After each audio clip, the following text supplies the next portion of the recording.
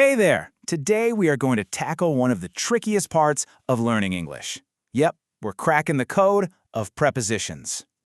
You know that feeling, right? You're staring at a sentence wondering, should it be in, on, or at? Well, if that's you, trust me, you are not alone. It's a super common hurdle, but I promise there is a logic to it all, and we're going to figure it out together. So, what exactly are prepositions?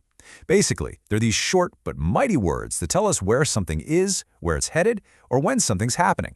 And nailing them is absolutely crucial for sounding fluent, especially if you're prepping for an exam like the IELTS or TOEFL. All right, here's our game plan. We'll kick things off with the basics, place and movement. Then we'll jump into the really tricky stuff, those locations with in, on, and at.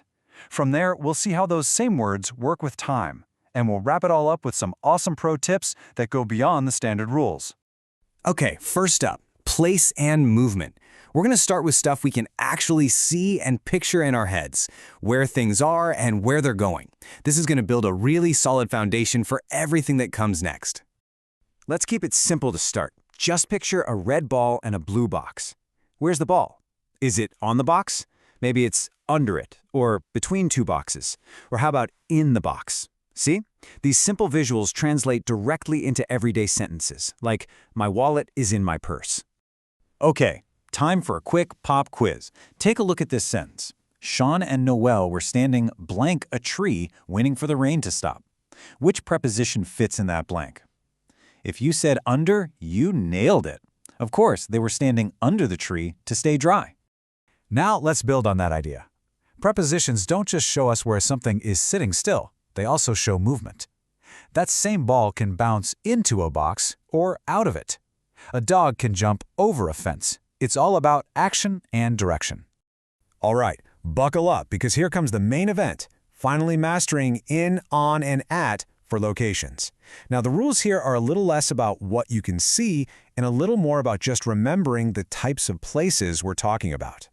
So here's the general breakdown. We tend to use at for really specific points. Think an address or an event like a party.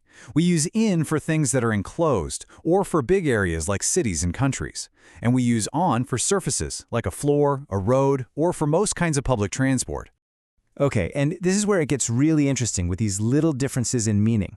If you say someone is at school, it means they are physically inside the school building right now. But if you say they're in school, you mean they're a student, they're enrolled there, even if they're at home studying. And check this one out. Getting this right could actually be a matter of safety. Your house is located on a street, but if you see someone standing in the street, well, that means they're right in the middle of the road where the cars are. That's a huge distinction. Here's one more to make it click. Saying you're at the beach is pretty general. You could be in the parking lot, on the boardwalk, anywhere in that whole area. But if you're on the beach, that's specific. It means your feet are on the sand right next to the water. Okay, let's switch gears completely. We're moving away from physical places and into the abstract idea of time. And what you're going to see is that those same words, at, in, and on, show up again, but in a whole new way. And hey, just like with places, there's a system. We use at for very precise times like at 5 p.m. or for general holiday periods like at Christmas. In is for those bigger containers of time, months, years, seasons. And on is for specific days and dates. Here's another one of those subtle but super important differences. If you arrive on time, you got there at the exact scheduled moment, not a minute late.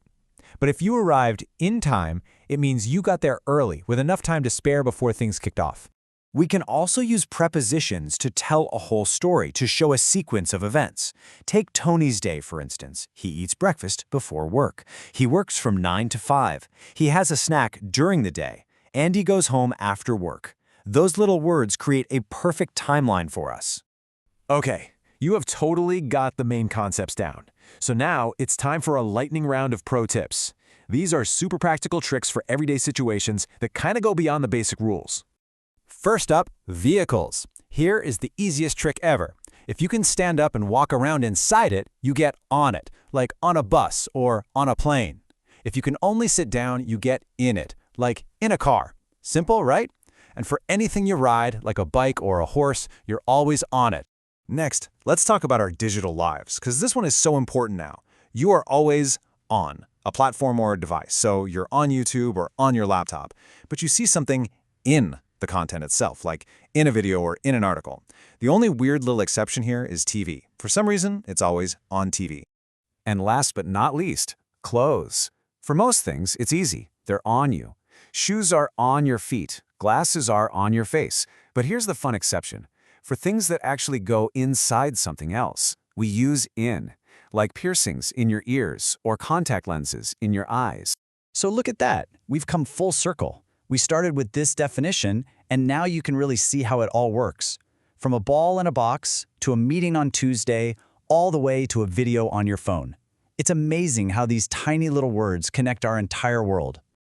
We've seen that prepositions aren't just a bunch of random, annoying rules. They're actually the building blocks that give our sentences meaning and detail. They literally build worlds of context. So the real question is, what are you going to build with them?